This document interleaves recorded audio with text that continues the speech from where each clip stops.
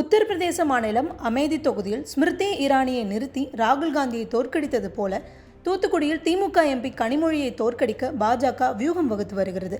இந்த நிலையில் தூத்துக்குடி வேட்பாளராக லிஸ்டில் உள்ளவர்கள் யார்?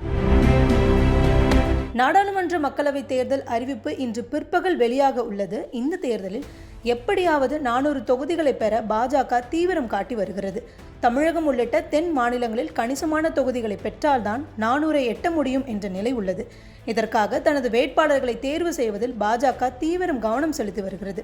இதில் மக்களிடம் அதிகம் பிரபலம் உள்ளவர்களுக்கு முக்கியத்துவம் வழங்கப்படுகிறது.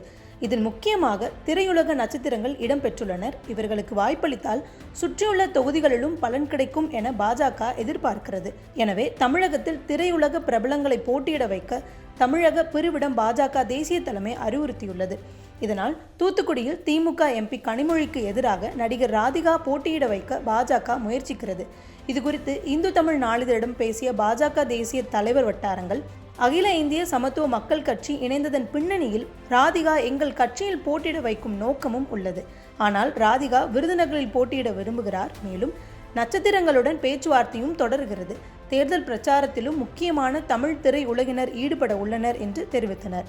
இந்த நிலையில் நேற்று கன்னியாகுமரியில் பிரதமர் மோடி தேர்தல் பிரச்சார உரை நிகழ்த்தினார். இந்த உரை முடித்தவுடன் ராதிகா மற்றும் சரத்குமார் மேடையிலேயே பிரதமர் மோடியை சந்தித்தனர். பாஜகவின் உத்தேச வேட்பாளர் பட்டியலில் தூத்துக்குடியை பொறுத்தவரை KS ராதாகிருஷ்ணன், KM ராதாகிருஷ்ணன், சசிகலா புஷ்பா ஆகியோர் பெயர் இடம்பெற்றுள்ளனர். குறிப்பாக சசிகலா புஷ்பாவுக்கு எதிராக பாஜக கட்சி நிர்வாகிகள் இருப்பதாக சொல்லப்படுகிறது. அவரை தூத்துக்குடியில் களமிறக்க வேண்டாம் என தலைமைக்கு கடிதமும் எழுதியிருப்பதாக தகவல் சொல்லப்படுகிறது.